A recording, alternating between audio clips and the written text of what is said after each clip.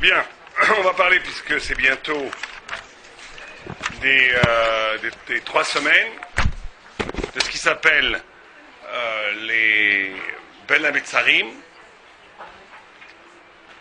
Et on va commencer à réfléchir sur ces... Donc les 3 semaines, c'est entre la période qui court entre le Yuzain Tammuz et le Tisha B'Av. D'accord ?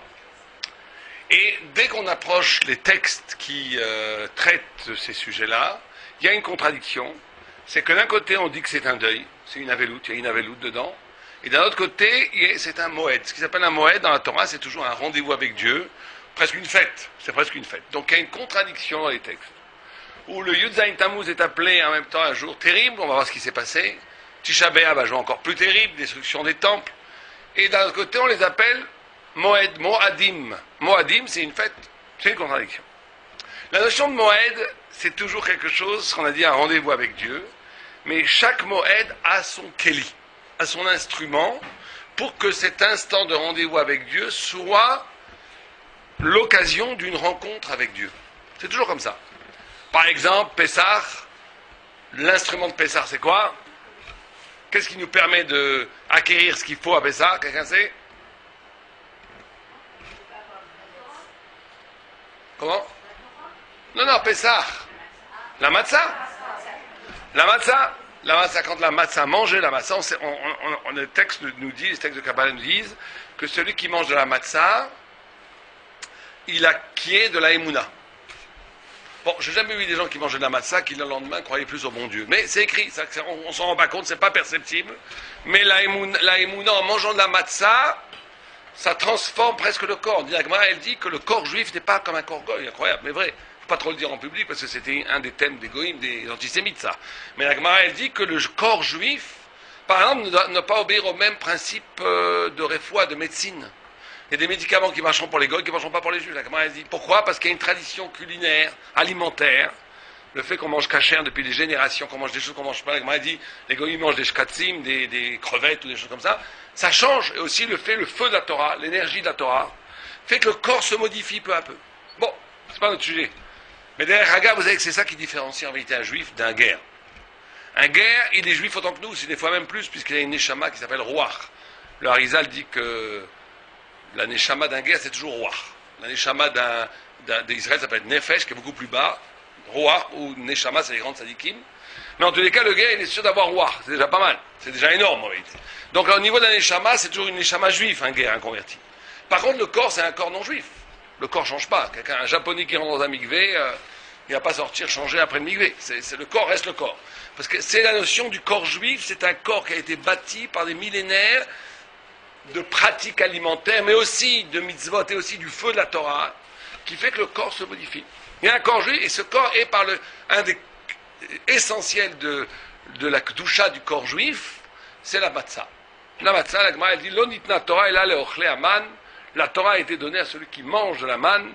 La manne, c'était une nourriture céleste qui venait directement du ciel, et cette nourriture céleste qu'on a ingurgitée dans le désert s'est transformée en sang, s'est transformée en chair, s'est transformée en corps juif. Bon, ça c'est la manne, et la matzah reproduit ça. À Sukkot, c'est par exemple l'oulav, le retour à la nature, le retour à la joie. Et donc, c'est l'oulav. Qu'est-ce qu'est le cli ? Si c'est un moed, il y a un cli. Si c'est un moed, il y a un instrument. Si les 3 semaines qui vont de Yud-Zayin Tammuz à Tisha B'Av sont un moed, ce qu'on appelle un moed, il y a un keli. C'est quoi le keli ? L'instrument. Il y a un instrument spirituel pour se rapprocher de Dieu. Quel est l'instrument spirituel pour se rapprocher de Dieu, comparable à la matzah, à Pessah, comparable au loulav, à Sukkot, comparable au shofar, qui fait une trouée dans l'être pour rejoindre le trône divin, à Rosh Hashanah, etc. Quel est le Keli de Yud-Zayin Tammuz à Tisha B'Av? Quelqu'un a une idée? Quel est le Keli? Le somme, c'est bien dit, mais c'est pas ça qu'elle dit. La prière, c'est toute l'année. La repentance, c'est à Kippour. Tout le temps, on va faire tchouva, mais la souffrance, c'est pas un Keli. La tchouva, c'est à Kippour. Tchouva, repentance, c'est pareil. C'est la traduction. La constance qu'on fait, ça c'est pas un Keli. Le Kéli, nos sages nous disent, vous savez, on étudie très peu, c'est marrant, les gens étudient beaucoup sur Sukkot, mais ces 3 semaines sont très importantes, très très importantes. Comment? L'étude, non. Au contraire, la Shabbat, on n'a pas le droit d'étudier. Pas de musique, oui, mais ça c'est... Non, la Emouna, c'est Pessah. En plus, la Emouna, c'est pas un Kéli, c'est un résultat. Quelle est la mitzvah? Là, qu'est-ce qu'on doit faire, en gros? Être triste. Vous vous rapprochez, comment? En pleurant. Les pleurs sont le Kéli des 3 semaines. Les pleurs. On va voir pourquoi. Les pleurs, il faut pleurer. Il faut pleurer. On va essayer de comprendre pourquoi il faut pleurer. Pourquoi il faut? On pleure à Tisha B'Av, on parle à Yud Tammuz. Tout le temps, dès qu'on peut. On va voir, on va essayer d'expliquer. On va essayer d'expliquer pourquoi il faut pleurer. À quelle heure il vient le prochain? 10h30? Ok, donc on a un peu de temps. Donc, on va pour comprendre ça, on va d'abord voir ce qui s'est passé. Vous savez que il y a 5 choses qui s'est passées à Yud Zayin Tammuz, 5 événements dramatiques. Et 5 événements dramatiques qui se sont passés à Tisha B'Av. Est-ce que quelqu'un connaît les 5? Si quelqu'un connaît les 5 événements de Yud Zayin Tammuz, je lui donne un cadeau. 5 événements de Yud Zayin Tammuz. Quelqu'un les connaît? Mais non, je parle pas de ça. Ça, c'est vrai aussi. C'était Tisha B'Av. Mais... Bravo. On a cassé l'état de la loi. 2, la première brèche du 2e temple. 3, ça c'est un Tisha B'Av. Yud Zayin Tammuz. Apostoufou Saracha, il a brûlé la Torah. La Torah qu'a reçue Moshe, vous vous rendez compte? La Torah qu'il a reçue Moshe, il a brûlé en place publique. 4, on a mis un Tselem Be'echal. On a mis une idole dans le Kodesh HaKodashim. Et 5 est très important, le Tamid. Vous savez que le Tamid, c'est le Korban Bet Hamikdash, pas le Korban qu'on faisait au Bet Hamikdash, a été annulé. Annulé. La première fois qu'on a arrêté, c'était le Yud Zayin Tammuz, au temps des Babyloniens. Ils ont interdit de faire le sacrifice quotidien qu'on faisait un le matin, un l'après-midi. Ça, c'est les 5 choses qui sont passées à Yud Zayin Tammuz. 5 choses qui sont passées à Tisha B'Av, destruction du premier temple. À 490 ans après, parce qu'il y a eu 420 ans le deuxième temple, 70 ans entre les 2 temples, donc à 490 ans plus tard, la même journée, ce qui est déjà en soi extraordinaire, destruction du deuxième temple. Donc 2 événements dramatiques. Troisièmement, Bétar qui était une ville de résistance aux Romains, a été massacrée, il y a eu des torrents de sang qui descendaient jusqu'à la mer, la Gemara nous dit. C'est-à-dire qu'il y a eu des centaines de milliers de gens, c'est un peu une Shoah, quoi, c'est un peu une Shoah. Enfants, tout le monde a été passé au fil de l'épée, a été brûlé. Des centaines de milliers de gens, et la Gemara nous dit que c'était aussi dur que Korban Bet Hamikdash ce jour-là. Un jour de malheur terrible. Imaginez une ville entière de résistance juive qui a été massacrée jusqu'au dernier. Et il y a eu Tourneau Saracha qui a brûlé, qui a labouré l'esplanade du temple. Pour montrer qu'il n'y avait plus, il a mis Kayem le Passouk qui dit Ar Tzion Kesadeh Techaresh. Le mont Sion sera labouré comme un champ. Tourneau Saracha. Tourneau c'était le gouverneur romain, le mari de la femme de Rabbi Akiva, qui sera plus tard, on en avait parlé d'ailleurs. Et la 5e chose qui s'est passée, c'est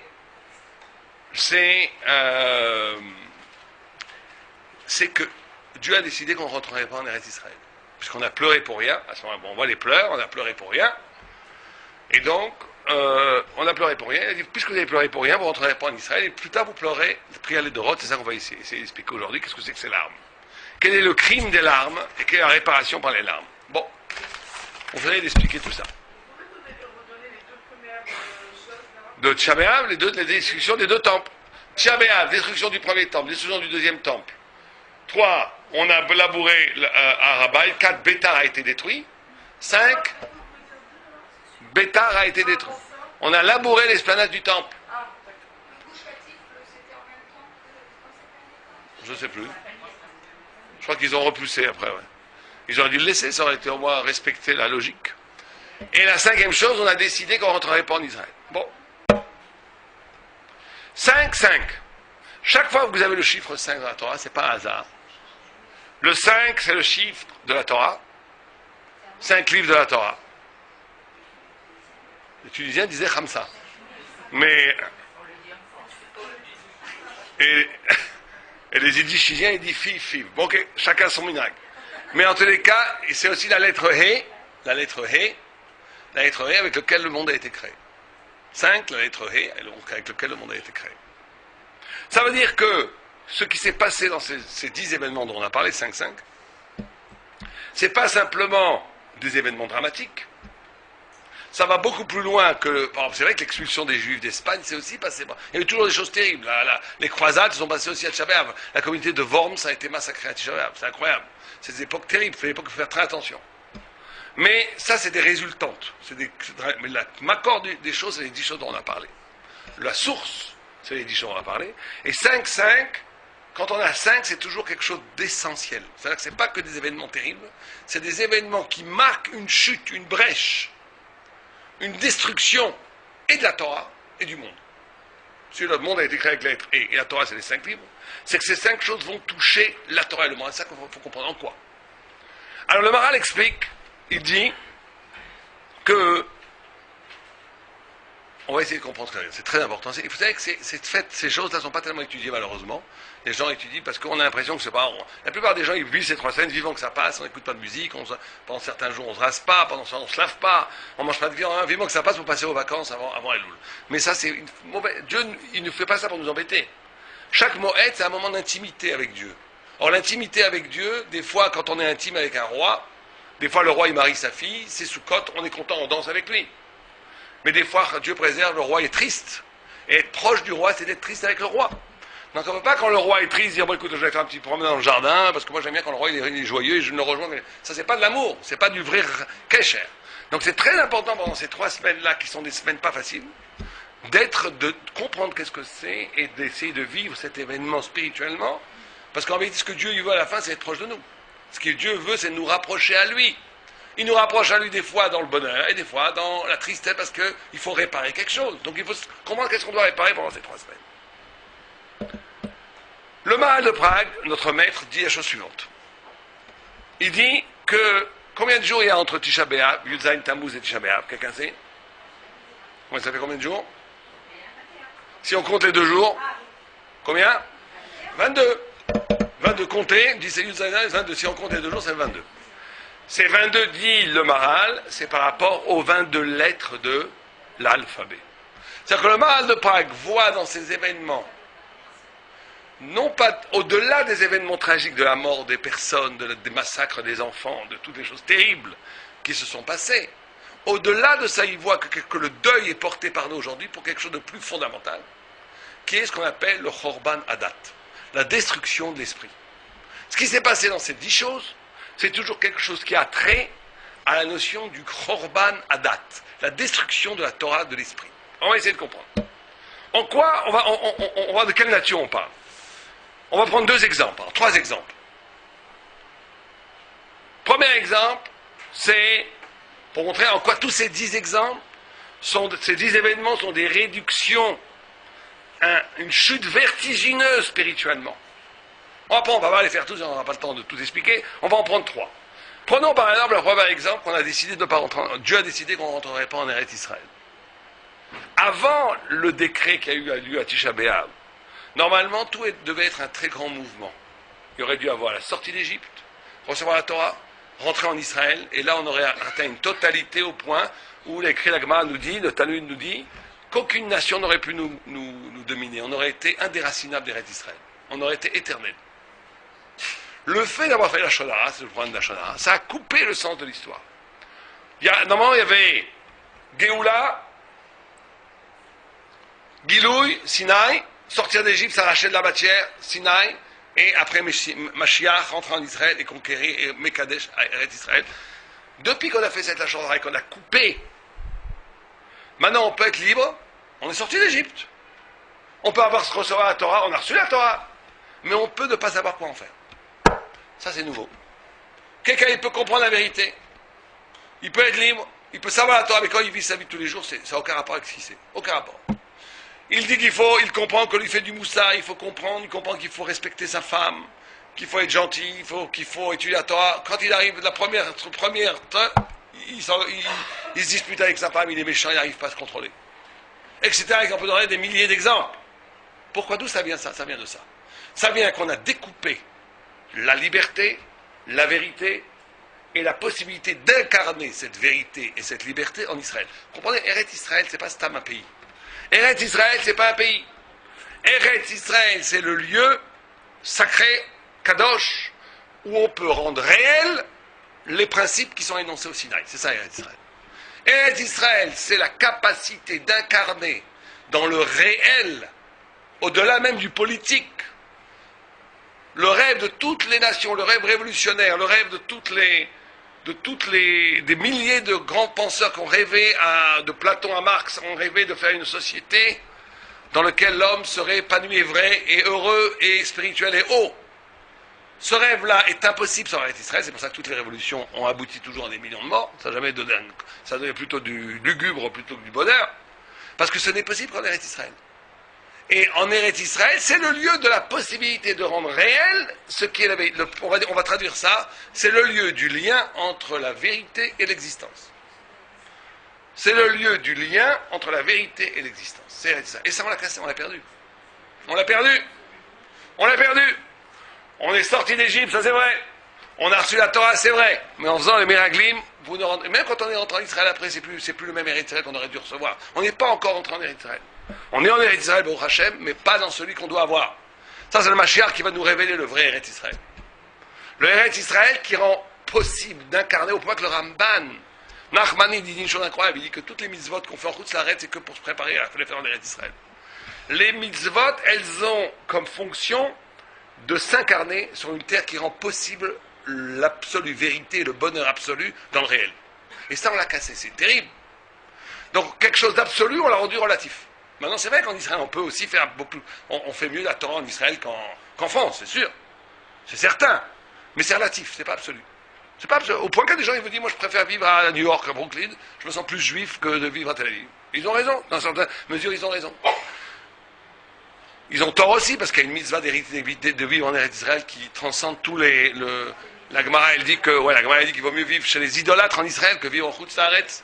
Mais quand je dis qu'ils ont raison, c'est qu'il y a un pan comme ça. Il y a un pan que quelqu'un il peut vivre son judaïsme de façon peut-être plus harmonieuse à Brooklyn qu'ici. Bon, ça c'est après chacun. Mais ce qui nous intéresse à nous, c'est que quelque chose qui était absolu est devenu relatif. Donc ça n'aurait pas pu exister quelque chose comme ça. Quelqu'un si on avait eu le vrai Eretz Israël, si on n'avait pas fait cette rupture, aucune personne n'aurait dit je vais vivre mon judaïsme à Brooklyn. On aurait dit t'es un fou furieux. Ça n'existe pas. Le fait même que c'est possible de penser comme ça, c'est le signe du relatif. Un exemple. Deuxième exemple, Tamid. Tamid, comme il s'appelle Tamid. Le Tamid, c'est le korban qu'on donnait tous les matins depuis que 14 ans, depuis qu'on est rentré en Eretz Israël, jusqu'à la destruction du temple, il y a eu tous les jours 2 korban qui étaient offerts à Dieu, tous les jours. Le matin et l'après, il s'appelle Tamid. Pourquoi il s'appelle Tamid? Parce qu'il n'est jamais interrompu. On sacrifie ça à Kippour, on sacrifie ça à Shabbat, on ne s'arrête jamais. C'est le signe de l'éternité. Le signe que Am Israël est immortel. Le signe qu'on dépasse le temps. Le signe que le temps n'a pas de prise sur Am Israël. C'est toujours comme ça. Am Israël, il est au-delà du temps. Des civilisations qui avaient l'air indéracinables. Quelqu'un qui aurait vécu en Babylonie il y a 2600 ans, il aurait cru que la Babylonie, c'était indépassable. C'était un empire incroyablement puissant, les jardins de Babylone, magnifiquement poétiques, une puissance culturelle énorme, une puissance économique incroyable, une puissance militaire gigantesque. Quelqu'un voyait les Babyloniens et voyait les Juifs, il leur disait, je ne mets pas un sou sur un copec sur les Juifs, comme dans 100 ans, c'est Babylone qui restera, et les Juifs, on leur a pris leur terre, on les a dispersés, c'est fini. Où est Babylone aujourd'hui? Il ne reste même pas des ruines, il ne reste même pas des ruines de Babylone, il ne reste rien. Et nous, on est toujours là. Pareil avec l'Empire romain, pareil avec l'Empire grec, pareil avec l'Empire de Mède, de Perse. Pareil avec l'Égypte, si quelqu'un avait vu Pharaon dans toute sa splendeur, si quelqu'un avait vu ce que c'était l'Égypte, c'était le monde là, Nilus. On n'a même pas besoin de pluie. On a l'eau qui vient du bas, on a tout. On est indéracinable. C'est des Arabes aujourd'hui avec des bourricots qui sont là-bas. Il n'y a plus rien. Il n'y a plus rien. Et nous, on est toujours là. C'est la notion du Tamid. On est éternel. On est éternel. Mais cette éternité qui est absolue, elle s'est été arrêtée, encore une fois. On a arrêté l'absolu. Vous voyez, dans tous les caractères, c'est d'arrêter l'absolu. L'immortalité est devenue relative. C'est relatif. C'est vrai on va toujours vivre, c'est une promesse de Dieu, mais c'est relatif. Comment est-ce qu'on vit? On a perdu notre splendeur d'éternité. Pour bien comprendre ça, ça c'est au niveau... La troisième chose, on a cassé les premières tables de la loi. Quelle est la différence entre les premières tables de la loi et les deuxièmes tables de la loi? Les premières, elles ont été écrites par Dieu, les deuxièmes par Moshe. Pourquoi c'est important? Les premières tables de la loi, c'est la vérité absolue qui est donnée dans une table qui est elle-même faite par Dieu. Donc c'est la vérité absolue, l'infini, qui s'inscrit dans un support qui est lui-même infini. C'est la vérité absolue qui s'inscrit dans l'absolu, si vous préférez. Les deuxièmes tables, c'est la vérité, la même vérité absolue, mais qui est donnée, qui est saisie par l'homme. Et donc qui est finie. On va expliquer ces différences. Encore une fois, chute vertigineuse. Comprenez, il y a la vérité qui est la Torah. Mais il y a le rapport à la vérité. Il y a une vérité et un rapport à la vérité. On peut avoir un faux rapport au vrai. On peut avoir un rapport à la vérité qui est faux. Comme on peut avoir quelqu'un qui adore une idole, un mensonge éhonté, une idole, il va se genouiller devant l'idole, mais complètement sincèrement. Donc il va avoir un vrai rapport avec le mensonge. On peut avoir un faux rapport à la vérité et un vrai rapport au mensonge. Les deux sont mauvais. Le tzaddik, il a quoi? Le vrai rapport à la vérité. Il y a des gens, ils ont un rapport avec la Torah toute leur vie, c'est un faux rapport. C'est un faux rapport. Ils ont un rapport avec la vérité, pourquoi? Pour toutes sortes de raisons qui ne sont pas très cachères. Donc ils ont en vérité un faux rapport. Il y a des gens qui croient pertinemment à toutes sortes de bêtises, mais ils y croient vraiment, ils sont complètement sincères.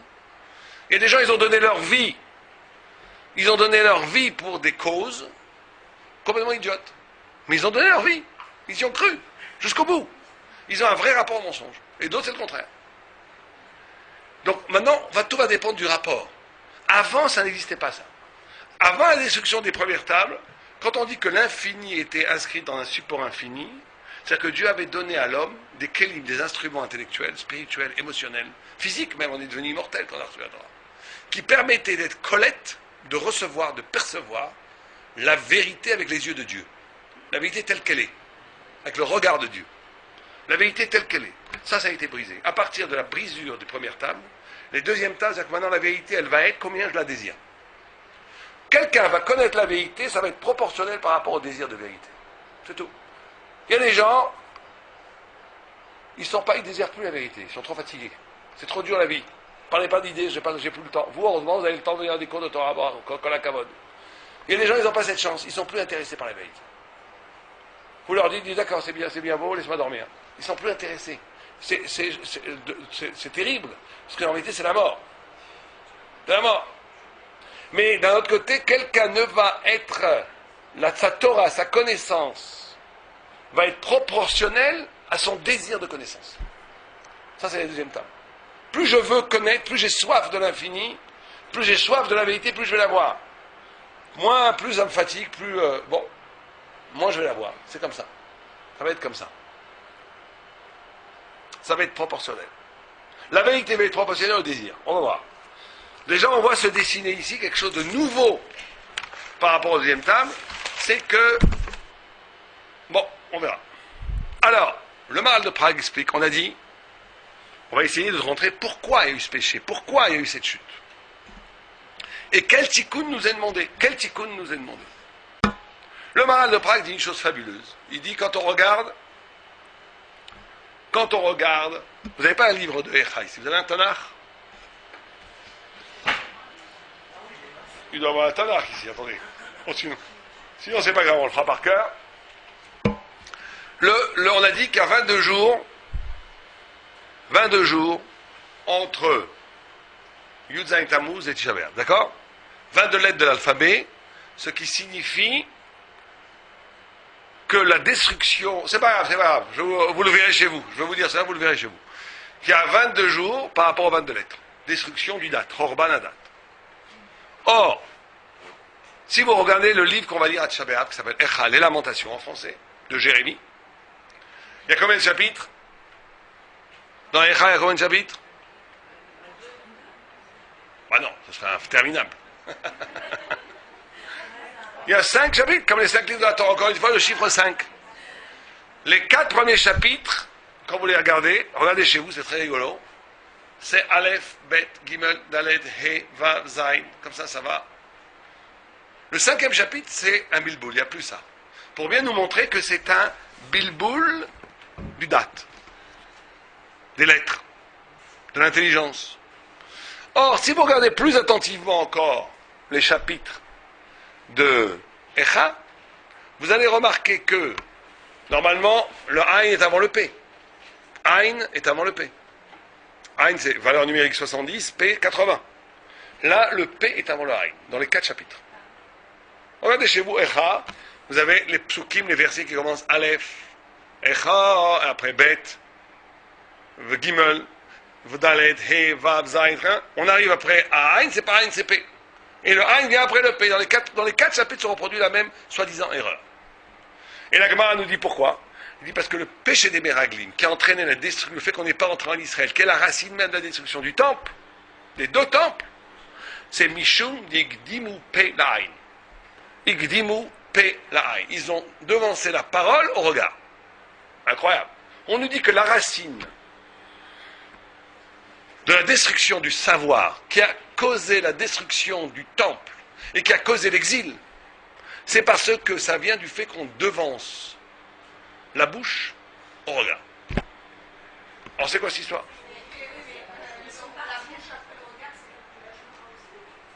Si c'est de la bouche après le regard, si c'est de la mauvaise parole, non. Ouais, bien sûr c'est la shonara, mais on parle pas de ça, on parle de la shonara. On parle de quoi? Ça veut dire quoi que le P est avant le Ain? Ça veut dire quoi? Et ça veut dire qu'ils sont partis avec des idées de troupes, ouais, tout à fait. Et c'est pour ça qu'on fait de la shonara d'ailleurs. Quand on fait de la shonara, en vérité, on fait toujours le P avant le Ain. Parce que si on faisait le Ain vraiment, on ferait plus de la shonara. Si on regardait vraiment. Très bien, vous avez raison, parce qu'il y avait des préjugés, mais ça va plus loin que ça. On va essayer d'expliquer. Vous savez que quand le monde a été créé, Dieu a créé le monde Tohu, Bohu, Yetzira. Tohu, Bohu, Yetzira. Tohu, c'est quoi? Étonnement. Bohu, c'est quoi? Bilboul. Yetzira, c'est quoi? Création. C'est-à-dire que, ça, il faut bien comprendre. Quelqu'un ne peut grandir dans la vie, quelqu'un ne peut comprendre quelque chose que s'il passe ces 3 étapes-là. Tohu. Tohu, ça veut dire, comme un enfant, être étonné, s'ouvrir. On avait parlé de ça, je crois, la dernière fois, sur la beauté. C'est que, qu'est-ce que c'est l'intelligence pour la Torah? La chokhma pour la Torah, c'est la capacité. On avait dit que la qualité principale pour être intelligent, c'est la curiosité. Parce que l'intelligence véritable, elle est la capacité de s'ouvrir à quelque chose qui n'est pas moi. C'est ça. Celui qui ne vit qu'en dans le loi, c'est un idiot total. Pour le Torah, c'est un âne batté. Quelqu'un qui n'est intéressé que par lui-même, que par son confort intellectuel, physique, qui ne pense qu'à lui, c'est pas simplement un égoïste, c'est un idiot pour la Torah. L'intelligence, c'est la capacité de s'intéresser à des choses qui ne sont pas moi. Intellectuellement, mais émotionnellement aussi, être capable d'avoir de la peine pour des choses qui ne sont pas moi. Être capable de s'ouvrir à une lumière qui introduit dans mes paysages intérieurs, dans mon intériorité, d'être capable d'être concerné, frappé, intéressé par une dimension du monde qui ne me concerne pas. C'est ça l'intelligence. Ça s'appelle Tohu. Parce que quand je fais véritablement ça, je suis étonné. Je suis étonné. Je ne connaissais pas du tout, c'est quelque chose que je ne connaissais pas. Étonné, Tohu. Ce Tohu va avoir pour conséquence un beau, un bilboul, parce que c'est pas du tout, ça met en danger ma façon de comprendre le monde. Et pour répondre, Yetzira, il va falloir être créatif, reconstruire le monde avec ces nouveaux éléments. Et là, je grandis, je deviens un chacham. C'est comme ça qu'on devient un chacham. Comme ça qu'on devient un tzaddik à un chacham. Mais la plupart des gens, c'est pas ça. La plupart des gens, il y avait un arabe qui disait les gens, ils s'arrêtent à 5 ans. Je trouve que c'est méchant. Je trouve que les gens, 5 ans, c'est trop jeune. On va dire vers 10 ans, 11 ans. La plupart des gens, quand un enfant, il fait toujours ça, un petit enfant. Vous regardez un enfant. Il regarde, il s'étonne, il est bébal. Mais après, il comprend, il avance. Et comme ça qu'il grandit. Un enfant, il le fait, sinon il ne serait pas enfant. Il ne pourrait pas devenir adulte. Mais à un moment donné, on s'arrête. On a assez d'informations dans le cerveau. On a un programme qui marche et je peux, à partir de ce programme, introduire tout. Lui, il est comme ça, tout, c'est une catégorie X. Lui, il est comme ça, c'est Y. Lui, c'est Z. Tac, tac, tac, tac, tac. Je reprends. Mais celui qui vit comme ça, comme beaucoup de gens, comme on a tous, nous, une tendance naturelle à le faire, c'est qu'on vit une vie où, en vérité, on ne vit pas. On reproduit toujours les mêmes choses. On reproduit toujours les mêmes choses. C'est pour ça que les gens reviennent toujours sur les mêmes bêtises. Vous remarquez, les gens, ils font du business. Il y a des gens, les pauvres, ils font tout le temps des business, ça rate toujours. Alors ils disent c'est le mazal, mais c'est pas que le mazal. C'est qu'inconsciemment, ils reproduisent toujours la même chose, parce qu'ils connaissent pas autre chose. Ils ont peur de changer ce qu'ils connaissent. Quelqu'un, il a un bout de bois, il a fait des trous dans la terre, ça a marché. Il arrive devant du béton armé, avec son bout de bois, ça marche pas. Ça marche pas. À la fin, il va se faire mal aux mains, il va se faire saigner, mais il comprend pas pourquoi ça marche pas. Quand j'étais jeune dans la terre, ça marchait. Mais là, ça marche pas. On lui dit, mais il faut changer, lâche ton bâton. Prends un truc là ici du feu. Oh là là, j'ai trop peur, lâcher mon bâton. Mon bâton, c'est toujours ce qui m'a toujours aidé dans la vie, je peux pas le lâcher. Vous comprenez? Ça veut dire que quand on est dans cette position, alors des fois, les gens ont de la chance. Leurs programmes qui se sont mis dans la tête tournent dans une circonstance qui est adaptée au programme. Ça, c'est le mazal. Mais en vérité, c'est dommage. Même quand ça marche, c'est dommage. Parce que la personne n'évolue pas. Elle reproduit toujours la même chose. Elle est dans l'exil. Et c'est ça que dit Moupé la haine. C'est qu'on a un système où c'est déjà défini. Et ce que je vois va être complètement... Après, je vais vraiment voir, mais je vais voir ce que j'ai déjà dit. Je suis incapable de m'ouvrir à l'altérité, de m'ouvrir. Ça donne une connaissance qui est complètement... Alors, en quel rapport entre ça et la perte de l'absolu et de l'infini dont on a parlé tout à l'heure? Quel rapport entre Igdimu Pelahain et la perte de l'immortalité, du tamid, de la perte du savoir, des tables de la loi qui sont le savoir en soi, la lumière infuse? Quel rapport entre ça et ça? Quelqu'un a une idée? Quel rapport entre les deux notions? Allez-y. Bohou, c'est bitboul. En français, confusion. Confusion. Quelqu'un a une idée quel rapport entre les deux? On a dit que la racine du comportement spirituel du peuple juif, qui était de Igdimu Pelahain, c'est ça qui a occasionné ces 10 malheurs, dont on avait expliqué 3, mais c'est toujours les mêmes. Tamid, à la fin de l'immortalité, on va dire, l'éternité, une dimension, une réduction. De ne pas rentrer en Eretz Israël, ça veut dire une coupure entre la liberté, la vérité et l'existence. Et les tables de la loi qui ont été brisées, c'est qu'on n'est plus dans un rapport de vérité en soi, on est obligé, la vérité est obligée de passer par nous. Quand ça passe par nous, quel rapport entre ça et Aïn? Oui, mais quel rapport entre fait Glim ou Pelaïn? Quand je m'agdis Pelaïn, qu'est-ce qui se passe en vérité? Je suis tout seul avec moi-même. On parle avant de voir. Ça veut dire qu'en vérité, qu'est-ce que je vois que moi-même? Je suis que avec moi, je suis coupé. Ça fait un savoir filtré. Ça fait une existence qui je ne vis qu'à l'intérieur de moi. Or, le moi, il est éphémère, il n'est pas éternel. Le moi, c'est quoi l'infini? C'est quoi quand on parle d'infini, de la vérité en soi? C'est effectivement ça, cette capacité de recevoir une lumière qui n'est pas moi. Dès que je reçois une lumière qui n'est pas moi, je deviens cette lumière, et donc je deviens éternel. Et donc je touche un peu à cet infini. C'est pour ça que les très grandes sadiques, ils arrivent un peu à faire le tikkun. Ils ne sont plus définis par leur ego, par leur regard. Ils ne sont pas définis par ce qu'ils sont. Ils sont définis par une Torah qui vient de l'extérieur, par Dieu, par même les événements du monde. Ils sont en empathie avec l'univers et avec la vérité. Mais celui qui dit Moupelaïn, c'est exactement le contraire. Il ne voit que lui, donc il est coupé, donc il n'est pas éternel, donc il n'est pas infini, donc il ne peut pas coller avec la réalité, il ne peut pas coller l'existence à la vérité. C'est la même chose. C'est la traduction spirituelle, existentielle, quand la personne elle vit la chose, d'un phénomène métaphysique. C'est la même chose. C'est la même chose. Alors, on nous dit maintenant, et c'est ça qu'il faut bien comprendre, pourquoi faut-il pleurer et en quoi c'est un moed. C'est comme ça qu'on doit essayer de comprendre. Vous savez qu'il y a 3 péchés fondateurs. Il y a un péché entre nous, il y a 3 relations fondamentales pour être un homme et ou une femme. C'est le rapport de nous à Dieu, le rapport de nous aux autres, et le rapport de nous à nous-mêmes. Et il y a 3 péchés dans la Torah qui sont l'effraction, la profanation de ces 3 relations. Et chaque fois que quelqu'un fait un péché contre Dieu, il fume une cigarette Shabbat, il va recevoir un coup sur la tête pour ce péché, mais aussi pour un autre péché. Pour lequel autre? Quel est le péché fondateur de toutes les Averot Ben Adam les Makom, entre nous et Dieu? Quelqu'un a une idée? Comment? Non, mais dans la Torah, quel est le péché que l'Am Israël a fait, qui est le Le veau d'or. Egel Hazav. Egel Hazav, c'est l'archétype, ça s'appelle l'origine du péché fondamental entre nous et Dieu. Ce qui veut que si quelqu'un il fait une avéra entre nous et Dieu, par exemple, il fait Chilou Shabbat, par exemple, je sais pas, il fait un truc, il mange quelque chose de pas caché, quelque chose comme ça, c'est entre nous et Dieu, on a fait du mal à personne. Dieu il donne un petit coup sur la tête au bonhomme qui a fait qui a mangé du cochon, pour le cochon, mais aussi à cause du Egel Hazav. La Gemara dit, il n'y a pas une poraniout, il n'y a pas un onesh, une punition qui est donnée pour les péchés, où une part de cette punition n'est pas aussi pour le Egel Hazav. Quel est, d'après vous, le péché fondateur de Adam et Chavero? Comment? Non, un péché quand même Israël a fait.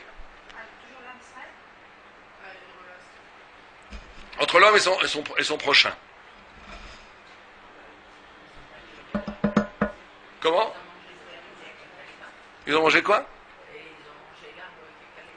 Ah, l'arbre de connaissance, c'est plutôt entre nous et Dieu, ça, mais ça, c'était Adam Rishon. On parle de Ham Israël.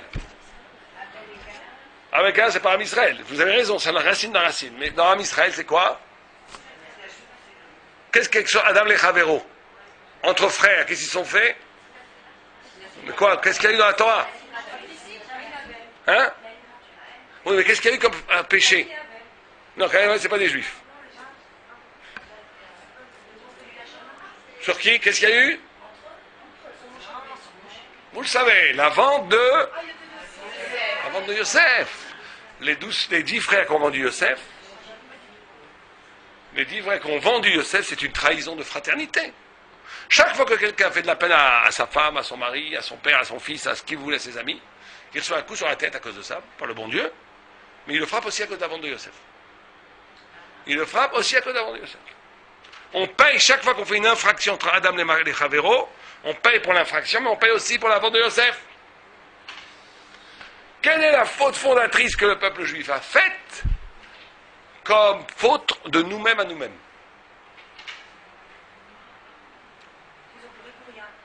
Exactement. Exactement. Les Meraglim, quand Israël a pleuré pour rien. Pourquoi? Parce que Dieu nous proposait... C'est quoi faire une faute envers soi-même? C'est de ne pas croire à sa Gdusha, de ne pas croire à sa sainteté. Dieu te propose la terre d'Israël, magnifique. Tu te commences à pleurer comme un idiot, tu dis qu'est-ce qu'on va faire là-bas? Ça, c'est une trahison. Dieu vous propose l'âme sœur, vous dites non, c'est pas pour moi parce qu'elle a passé l'argent, c'est une trahison. L'autre, Dieu vous dit, vous pouvez tuer la Torah. Il dit non, je ne peux pas tuer la Torah parce que j'ai peur de ne pas avoir assez d'argent. Eh bien, c'est une trahison, c'est ne pas croire au plus profond, à la hauteur de la sainteté du peuple juif.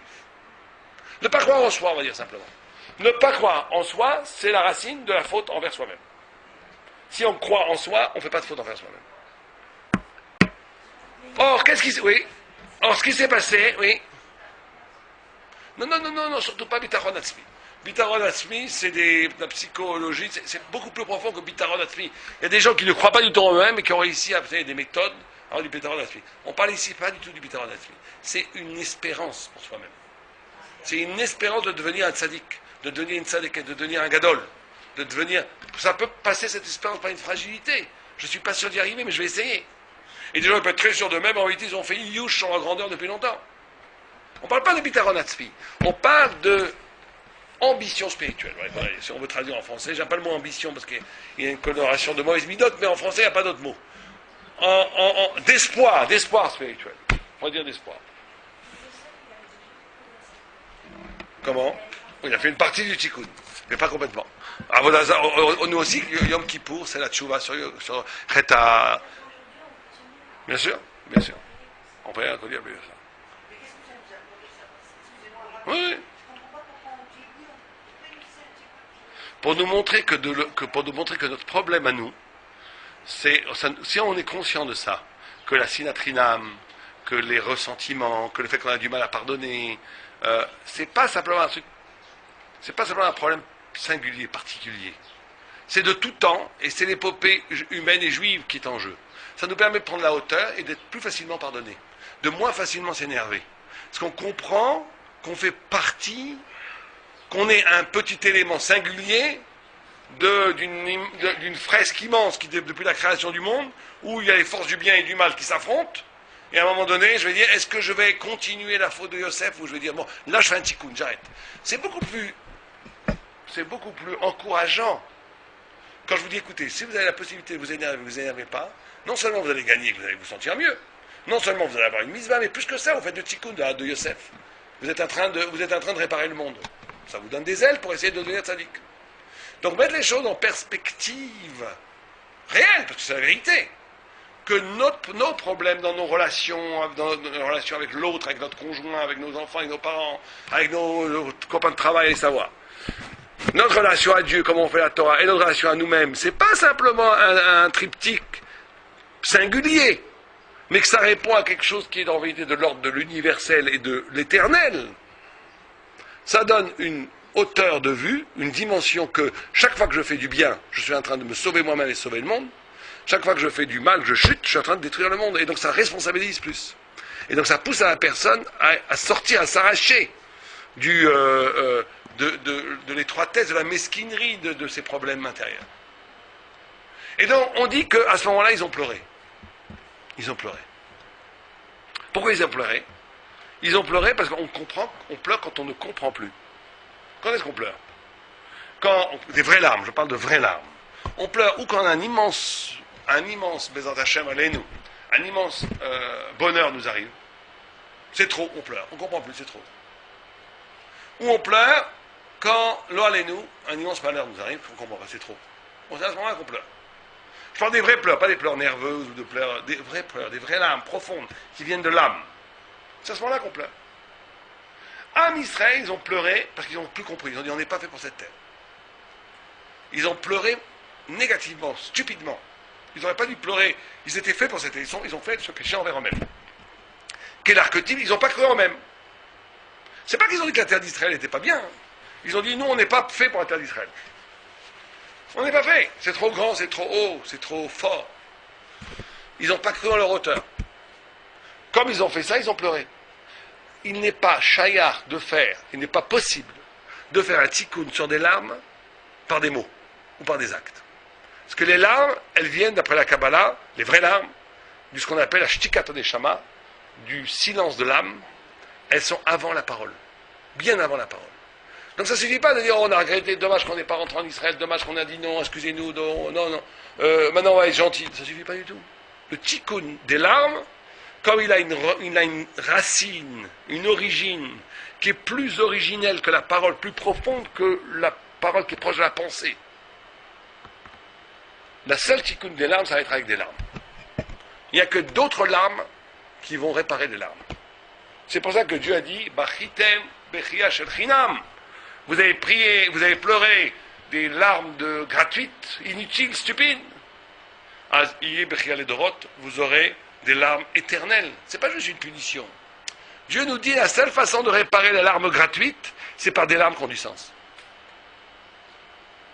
Par des larmes qui ont du sens. Et on va comprendre que c'est pour ça que c'est un moed. Alors c'est quoi les larmes qui ont du sens? Sur quoi faut-il pleurer? Sur quoi est-ce qu'on doit pleurer? On a compris que le tikkun des pleurs, c'est les pleurs. Que le keli des 3 semaines, c'est les larmes. C'est comme ça qu'on va faire le tikkun. Mais sur quoi on doit pleurer? Sur la cassure, ouais. Ça veut dire quoi? Sur quoi? Sur la perte, oui, tout à fait, la cassure des tables, la perte du temple. Il y avait un grand rab qui disait aujourd'hui on ne peut plus pleurer sur tout ça parce que les gens ils s'en fichent complètement. Là, allez-nous. Mais il dit il faut au moins pleurer sur le fait que tu n'as pas envie de pleurer. Pleure au moins sur le fait que tu n'as pas envie de pleurer. Pleure au moins que c'est incroyable qu'on est tellement loin qu'on est en son le temple, c'est bien beau, mais bon, ça ne m'empêche pas de... C'est pas mes préoccupations premières. D'abord, je dois payer mon loyer. Bon. C'est-à-dire que, vous comprenez, les tables de la loi, les premières tables qui étaient l'infini, là, c'est des trucs finis. Bon, très bien, c'est vrai, mais bon, c'est pas sur ça que je vais pleurer. Moi, je vais pleurer parce que j'ai pas assez d'argent. Bon. Alors, quand quelqu'un en est là, il faut qu'il pleure au moins sur le fait qu'il n'est pas sensible sur les choses spirituelles. Mais il faut un tout petit peu ouvrir un horizon de larmes. Parce que les larmes, c'est quelque chose qui est de l'ordre de la réaction humaine. Je pense qu'un animal ne pleure jamais. Peut-être pas. Mais je pense qu'on peut dire qu'un animal ne pleure jamais. Parce que les larmes, c'est lié à l'âme. C'est lié à l'âme. C'est lié à quelque chose. C'est lié à quelque chose. Non, je ne parle pas qu'il n'y a pas de l'eau dans les yeux. Je parle de l'âme vraiment. On n'a jamais vu un animal vraiment pleurer. Non. Je pense pas, non. Bon, j'en sais rien. Mais en tous les cas, les larmes, quand nous on doit faire metaken, c'est qu'une dimension de réaction émotionnelle, spirituelle, où on doit maintenant désirer, pleurer, pour rejoindre toute cette dimension d'éternité, d'infini, de grandeur qui nous a été enlevée à cause de nos fautes. C'est sur ça qu'on doit pleurer. Et quand on pleure sur quelque chose comme ça veut dire qu'on l'a pas complètement perdu. Quand je pleure sur quelque chose, ça veut dire que je ne l'ai pas perdu. Parce que tant que j'ai pas pleuré, donc le tikkun va arriver. Et c'est pour ça que c'est un moed. C'est un moed, parce que c'est un rendez-vous avec Dieu, parce qu'il y a un Kéli, mais aussi plus profondément que ça, parce qu'il s'est fait jour quelque chose dans cette chute, lui, elle-même, quelque chose de merveilleux. On a dit, la différence entre les premières tables et les deuxièmes tables, c'est que les premières tables, elles sont données par Dieu. Elles sont donc complètement données par Dieu, donc nous, on n'a rien à faire. Puisque Dieu nous donnait la vérité, mais il nous donnait aussi le rapport à la vérité. La vérité était donnée par Dieu, la vérité est divine, elle est Torah, elle est divine, mais le rapport à la vérité divine était lui-même divin dans les premières tables. Donc nous, on était des instruments comme le prophète, qui comprend des choses sans avoir compris comment il les a comprises. Mais à partir de la destruction des premières tables et le don de deuxième table, on a dit que la Torah va être donnée que proportionnellement au désir de Torah. Et donc il va se passer un phénomène que si l'encre avec laquelle a été écrite les premières tables de la loi, c'est l'encre générée par Dieu lui-même, l'encre des deuxièmes tables, ça va être nos larmes, ça va être notre sueur, ça va être notre désir, ça va être notre sang, notre volonté de... Et donc, il y a quelque chose une partie de la Torah elle-même va être nous. Et ça, c'est le merveilleux. Du moins est venu un plus. C'est que de la chute même de cette vérité fantastique qui nous avait été donnée dans les premières tables, qui est la vérité absolue, et surtout, il nous avait été donné à nous de pouvoir communiquer avec cette vérité absolue. Ça a été cassé. C'est une immense chute, c'est un deuil. Mais d'un autre côté, ce deuil, c'est un moed, parce qu'à partir de ce deuil, à partir de cette chute, on est maintenant obligé, pour arriver à la Torah, de le vouloir. On est obligé maintenant, pour arriver à la Torah, de désirer. On est obligé, pour arriver à la Torah, d'investir, de produire, de travailler, un effort énorme. Et cet effort, c'est ce qui va faire le rapport à la vérité, et qui va devenir le socle même de la Torah, donc une partie de la Torah. Et ça, c'est merveilleux, c'est-à-dire que nous-mêmes, nous devenons une partie de la Torah. Et ça, c'est le moed. C'est la partie de Saméach, joyeuse. Et tant que cet effort n'a pas réussi le tikkun, on est encore dans le deuil. Mais dès que cet effort va arriver, le tikkun, ça veut dire qu'on va arriver à retrouver, grâce à l'effort de Am Israël et à la chesed d'Akadosh Baruch Hu qui va amener le Mashiach, et on va récupérer cette lumière, mais cette lumière, une fois qu'elle va être récupérée, elle va être plus forte que l'originelle, parce qu'elle aura été aussi récupérée grâce à nous. Ça sera un moed extraordinaire, ça sera une fête extraordinaire. C'est là où c'est en même temps un deuil, en même temps un moed, les deux à la fois. Et c'est ce que nous, avant même que le moed ne se révèle, se manifeste, ce sera au retour du Messie que le moed la joie va être extraordinaire dans ces 4 jours. Mais dans ces 3 semaines, dans les 4 jours, dans les 4 jeûnes, mais même si le Messie n'est pas encore arrivé, et même si on n'est plus sur le poids du deuil que sur le poids de cette lumière qui se réveille à partir de notre effort pour comprendre la Torah, c'est déjà là, c'est déjà un moed. On ne fait pas avant Tachanoun. Ni Erev Tisha B'Av, ni Erev, parce que c'est des moedim. Il y a une partie qui est déjà ici, Mounach, que ça va se renverser en joie. Et donc ce renversement en joie, il est déjà perceptible, il est déjà palpable par le fait même que, dans cette chute même, que maintenant on n'a plus les instruments, on n'a plus le rapport divin pour être mettre en rapport avec la vérité, mais on a notre rapport à nous. On a encore la possibilité, par nos efforts, de nous relier à la Torah. Cette possibilité elle-même, c'est un miracle. Et c'est un moed, et c'est la source d'une joie. Et c'est les deux en même temps. Le deuil et la joie en même temps. Mais Hashem, on va dire chez nous, bonne larme, bonne pleure.